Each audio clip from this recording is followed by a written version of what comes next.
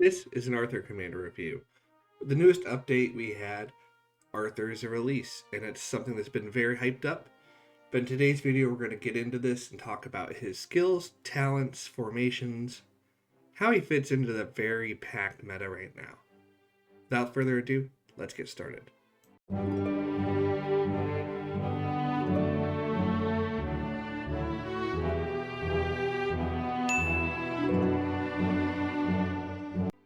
First, let's talk skills.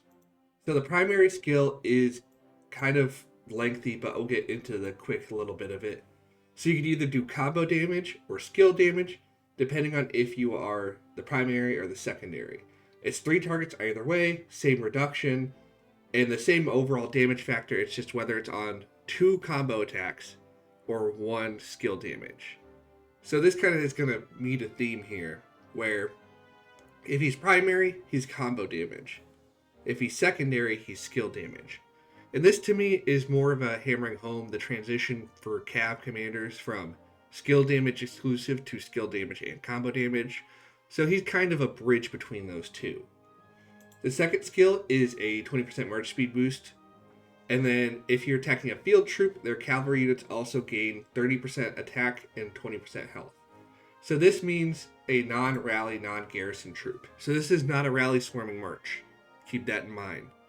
So it doesn't really work in terms of like a rally swarm or as a garrison. So it's not like you could put him in a garrison and then he'll have 30% attack and 20% health against a rally. But that's not really what his goal is anyway.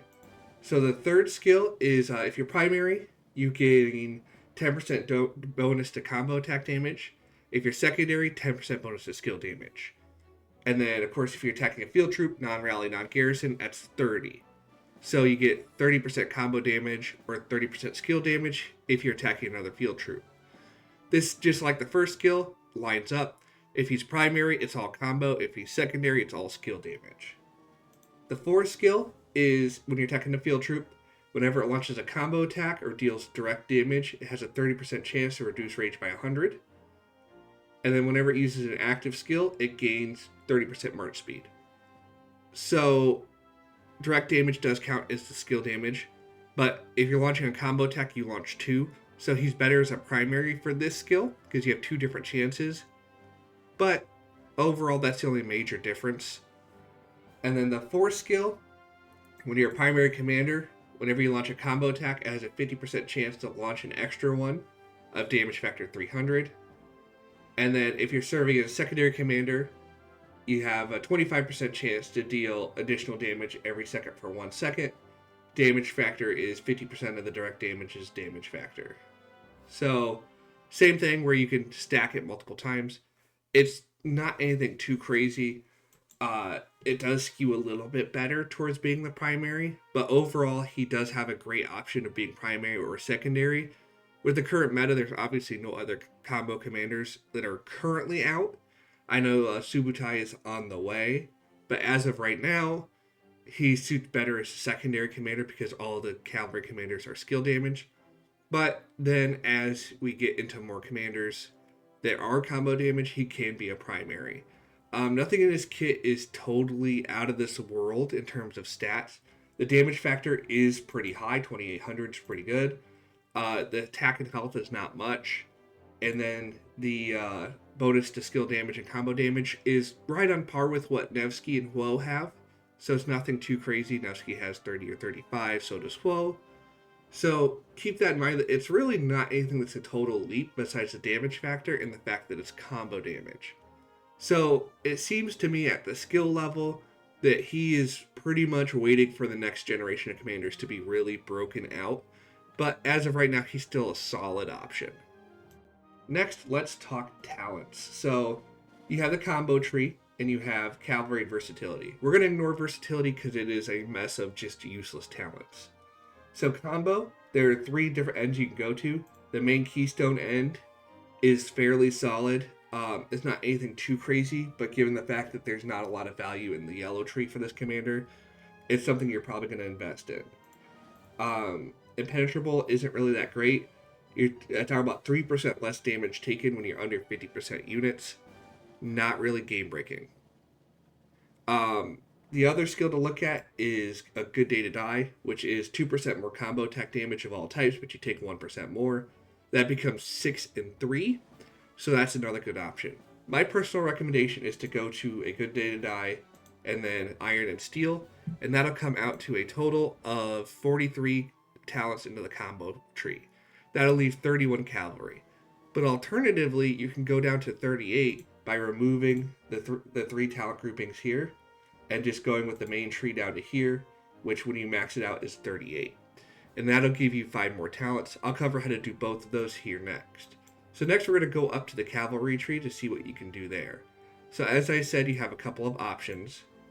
This is what you would have with 32, so at 31 you got to remove a talent. I would recommend removing 1 rank from Undying Fury. That would give you 6 rage and extra attack versus having less skill damage taken here. That would go down to 9. I would rather have the extra 3% skill damage reduction. Alternatively, if you go the path of 38, or if you go down to the path of having 5 more ranks, I would put the rank back in here, and with your remaining 4 points, 3 ranks into a Cav attack and 1 rank into Cav health. Alternatively, you could go 3 ranks into Equestrian Excellence for mobility, and then 1 rank into attack. But either way, it's really down to preference.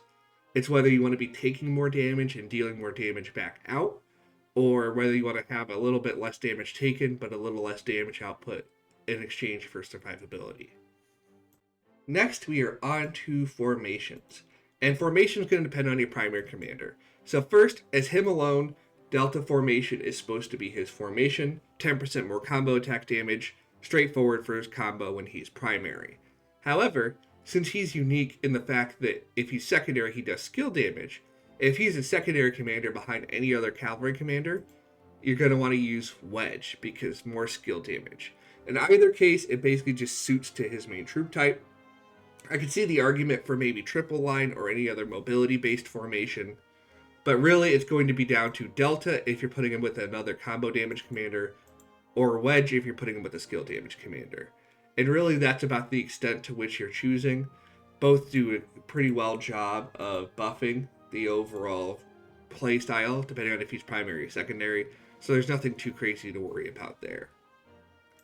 Next, we are on to pairings. And this is interesting because you have what's available now and what's on the future. Since Arthur's whole kit is based around him doing combo damage on a primary and doing skill damage as secondary, it's clear that really his intent is for now to be a secondary with the other skill damage commanders, and then eventually maybe be a primary with other combo damage commanders. But what's important to remember here is that with his kit having an AoE and being very damage oriented in terms of AoE for Cavs, there's a commander that really lines up with that, and that is Joan Prime. So currently the pairings that are going to match best with him are reflective of that. They are commanders that pair well with Joan Prime when Joan Prime is secondary.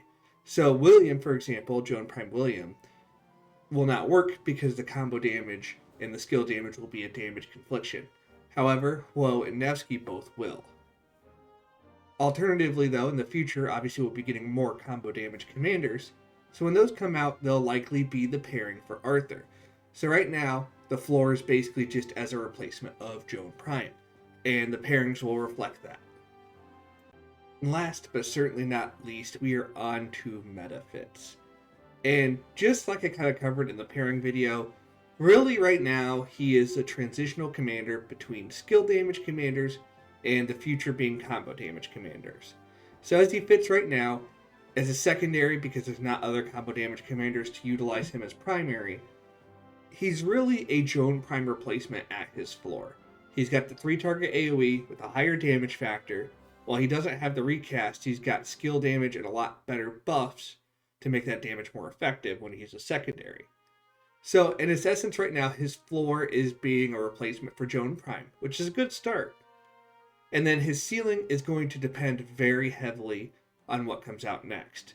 Of course, we've got Subutai announced, but whoever else happens to come out alongside Subutai could really determine how viable he is.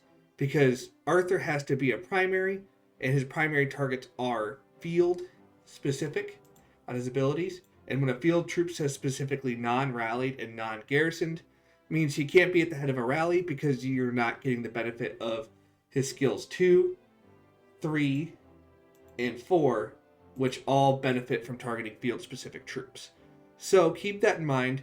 He's going to be very heavily in the field only. He won't really have garrison or rally viability, which is not a bad thing. And it's something that maybe will help change the Nevsky-dominated meta and kind of establish rally, garrison, and field niches as their own niche rather than every one of them being invaded by one commander. That being said, depending on what releases next, he'll either be great, if his ceiling could be very, very high, but at the very minimum, his floor is an upgrade from Joan Prime, so it's something you can consider. However, if you're worried that that floor is going to be where he stays forever, it's going to be a debate for you whether or not you want to spend the 690 sculptures to max him out if you already have Joan Prime. He's probably worthwhile in the long term if there's more and more combo damage commanders, but it'll be ultimately a decision then. So if you have a bunch of spare universal sculptures, you could always unlock him, wait, and then max him when the new generation comes out if you're really unsure, or you can use him as a Joan Prime replacement today. But with that, we will wrap up our discussion on Arthur. He's definitely an interesting commander and has some good potential. Even at the floor, he is an upgrade over what's existing in field if you're building more than one march, so keep that in mind. It's just whether or not you have the gold sculptures to really utilize him, due to the fact that all of his skills are very loaded and you don't really want to give up on any of them. But let me know down in the comments, is there a sneaky pairing you think might truly break out? Or what do you envision is the new commander to go with him to really make him shine? Or if you want to see me cover another commander or another video topic entirely, let me know down there or join the Discord using the link in the description. And as always, good luck, fight well, and I will see you on the battlefield.